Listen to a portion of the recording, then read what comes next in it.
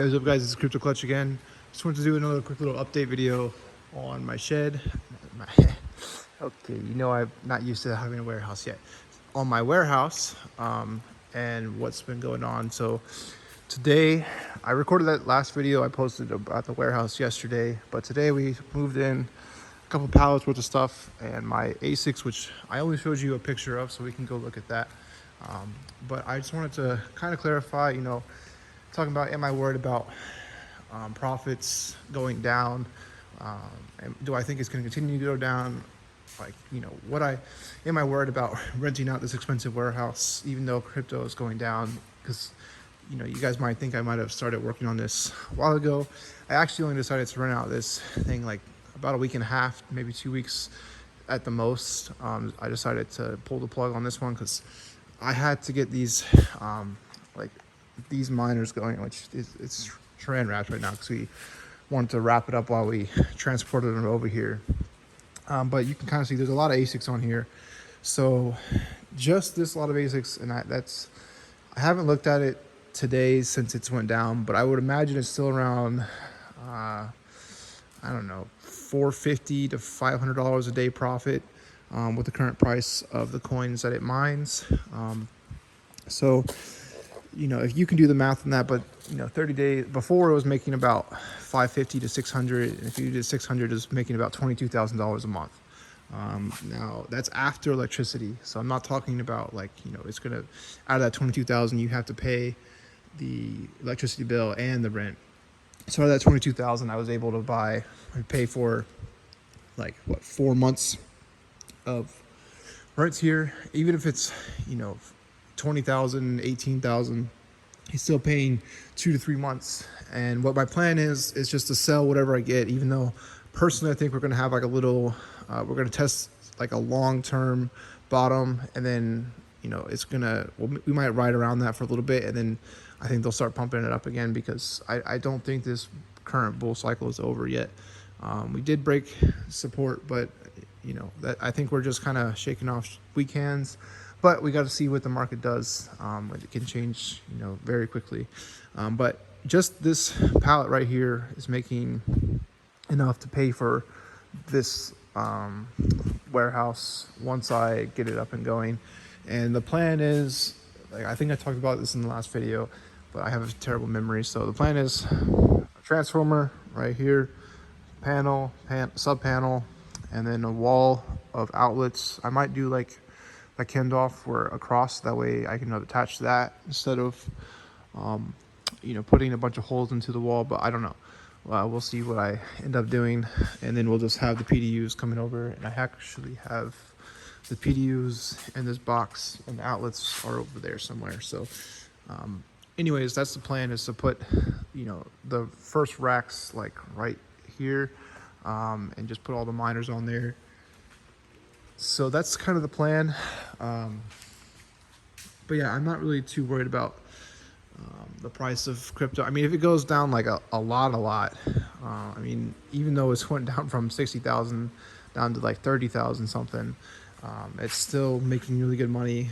My Ethereum miners and Ethereum Classic, basically my shed is still making at least $500 a day profit. So that's gonna help pay. That's another $25,000 a month to help pay for this, because kind of my hopes is to have the whole year's lease paid off in 2 to 3 months. Maybe it might take 4 months, who knows. It could take just 1 month or 2 months if it goes up a lot.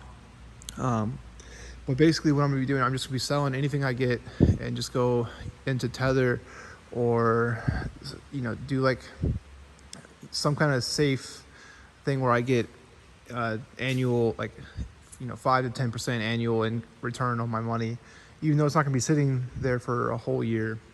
Well, all of it, some of it will, but even though it's not going to be sitting there for the whole year, I'll still get a little bit of money return, because during a volatile market like that, I don't want to have my Ethereum continue to drop from $2,000 down to $500, and I lost 75% of all these good profits, and then I don't have enough money to pay my rent towards the end of the year. So it's going to be in a safe place where I can, take out my money. Worst case, I can get a loan and pay the rent um, if I had to, but I really don't want to do that. But I really believe between these miners and the miners that I'm running at my shed, I'll be able to afford the rent in here, even with it going down. So I just kind of want to let you guys know that like I've thought about that a little bit, and it's just right now I'm not terribly concerned about that. I'm not too stressed out over it. And if I really had to, I could just sell some of these miners and get a bunch of money back to pay for it, and just look for, wait for the markets to drop more. People will start selling stuff for cheaper, and I just expand like that. Because I mean, some of these miners, like the Z9 minis, I could really care less about those because those take up a lot of space, a lot of Ethernet cords, and they don't make very much. Even now, when they were making, I think the most they were making a day was like $5 a day, which is a lot for a cheap miner, but it's like compared to an A9 big where they were making like $15 a day, or even like a Z15. Obviously that's going to make a lot more money in the same amount of space. It might use a little bit more power, but it's still overall more efficient. So that's kind of the plan, and I already paid for pretty much everything. I did hit one hiccup, which I was kind of hinting at I was going to make a video on, which was the power deposit. I was out of money when it came to how much money they were asking for that. So when my shed was built, it didn't have that big of a deposit. It was like, I think $350 for the deposit for that, which is like nothing. But I was talking to my power company, and they're like, "Oh yeah, you should have actually paid $14,000 down instead of just $300." And they were just being nice or something like that. I don't know, or they didn't expect me to use as much power as I was going to use or something. I don't know, but that's all I was charged. So when I called here to get the power put in my name, they wanted $18,000, and well, $18,300 was the total amount that they wanted. But I don't have that much money left over after I bought all those panels and all that kind of stuff. So I'm gonna be they gave me two other options, and one of them was what was the word? I don't know. It's some like bonds, reassurance bond or something like that, or assurance bond. Anyway, it's some kind of bond that allows me to, like, it's $1,000 I think a year for this bond, and I have to have it for 2 years. So it's either I put down almost $19,000 for 2 years, and I can't touch that money for 2 years, or I put down this $2,000 bond that I don't think I get it back. I'm not really sure, but it doesn't matter. I mean, I'd rather lose the $2,000 versus hold $19,000 of my money that I don't really have right now. So I'd have to get credit for it, and I'd lose more on interest than I would if I got the bonds. So, and it would be all that money just doing nothing, just sitting in their accounts, and they're probably, I think you get a little bit of interest on it, but it's not that much.